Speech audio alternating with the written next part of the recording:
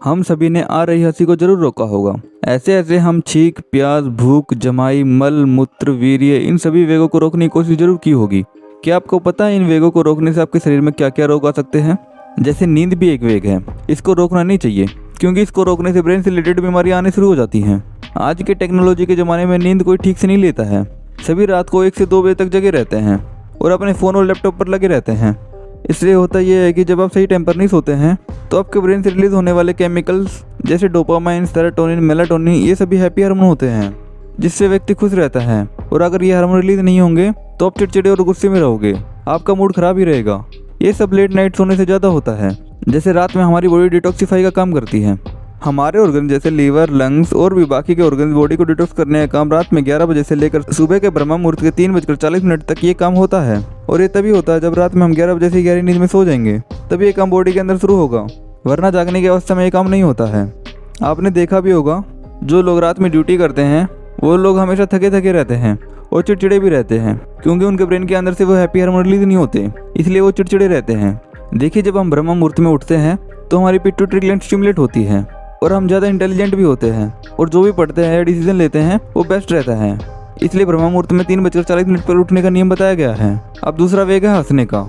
देखिए, सहज रूप से आ रही हंसी को कभी मत रोकिए। हंसना अच्छी बात है, ये हम सब जानते हैं, पर कभी ना आ रही हंसी पर कभी मत हंसिए। देखिए, हंसी शरीर में बनने वाले कुछ अलग अलग ग्लैंड से केमिकल रिलीज होने के कारण हंसी पैदा होती है। हमारे ब्रेन में एक पीनियल ग्लैंड है जो हंसी आने के लिए बहुत मदद करती है।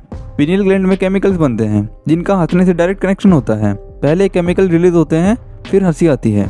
ये केमिकल शरीर की भावनाएं कारण सेकंड्स में रिलीज होते हैं। और जबरदस्ती कभी नहीं हंसना चाहिए क्योंकि बिना भाव और केमिकल की हंसी से शरीर को कोई फायदा नहीं होता। बिना भाव और केमिकल की हंसी से पेट की नस पे नस भी चढ़ सकती है जिससे तेज पेट दर्द हो सकता है। इसलिए ना आ रही हंसी पर कभी नहीं हंसना चाहिए। तीसरा वेग है छींकने का। ना तो जबरदस्ती छींकने की कोशिश करनी चाहिए और ना ही आती हुई छींक को रोकना चाहिए। जबरदस्ती छींकने पर शरीर में 13 से 14 रोग शरीर में आ सकते हैं और आती हुई छींक को रोकने से शरीर में 23 से 24 रोग आ सकते हैं। इसलिए वेगों का खास ख्याल रखना चाहिए। अब चौथा वेग है प्यास का, जिसे कभी भी नहीं रोकना चाहिए। कितनी भी जोर से प्यास लगी हो, हमेशा पानी घूट घूट भर के ही पीना चाहिए। बस आप सुबह ही बिना प्यास के पानी पी सकते हैं, इसके अलावा नहीं। सुबह का मतलब है ब्रह्म मुहूर्त, यानी सूर्योदय से 1.5 घंटे पहले। प्यास को रोकने से शरीर में 58 रोग आते हैं, इसलिए प्यास का वेग भी कभी नहीं रोकना चाहिए। अब पांचवा वेग है भूख का। अब देखिए, भूख का वेग रोकने से शरीर में 103 रोग आते हैं, जिसमें सबसे पहला रोग एसिडिटी का है और आखिरी रोग आंत का कैंसर है। तो हमेशा भूख लगने पर कुछ ना कुछ खाते रहिए। छठा वेग है जमाई आने का। देखिए, जमाई तब आती है जब शरीर के ब्लड में ऑक्सीजन की मात्रा कम होने लगती है, क्योंकि इसी के जरिए ब्लड में ऑक्सीजन की इस कमी को पूर्ति करने के लिए ज़्यादा ऑक्सीजन की आवश्यकता होती है। इसलिए जमाई को कभी ना रोके। प्रकृति का नियम है, जितनी ऑक्सीजन आप लेंगे उसी समय उतनी ही कार्बन डाइऑक्साइड बाहर निकलेगी। अब सातवां वेग है मूत्र का। मूत्र का वेग रोकने की कभी कोशिश मत करें। इसको रोकने से ब्लड के सारे विकार शरीर धारण कर लेगा। यह वेग रोकने से शरीर के हर हिस्से में दबाव बढ़ जाता है। ब्लड पर दबाव पड़ेगा तो सभी ग्लैंड पर दबाव पड़ेगा। मूत्र का एक एक कण आना किसी बीमारी के कारण होता है। मूत्र खुलकर आना और बार बार आना बीमारी नहीं है, इसलिए मूत्र वेग भी कभी नहीं रोकना चाहिए। अब आठवां वेग है मल का। मल का वेग कभी नहीं रोकना चाहिए। दिन में 2 बार टॉयलेट जाना नॉर्मल है। 2 बार से ज़्यादा टॉयलेट जाना यह अब हो सकता है, लेकिन 3 बार से ज़्यादा जाना इसका मतलब आपको कोई गंभीर बीमारी है। इसके लिए किसी विशेषज्ञ की जरूर मदद ले। अब 9वां वेग है वीर्य का।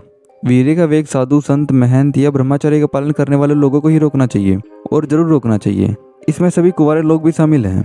गृहस्थ जीवन जीने वाले लोगों को वीर्य वेग कभी नहीं रोकना चाहिए, मतलब काम वेग गृहस्थ लोगों को कभी नहीं रोकना चाहिए।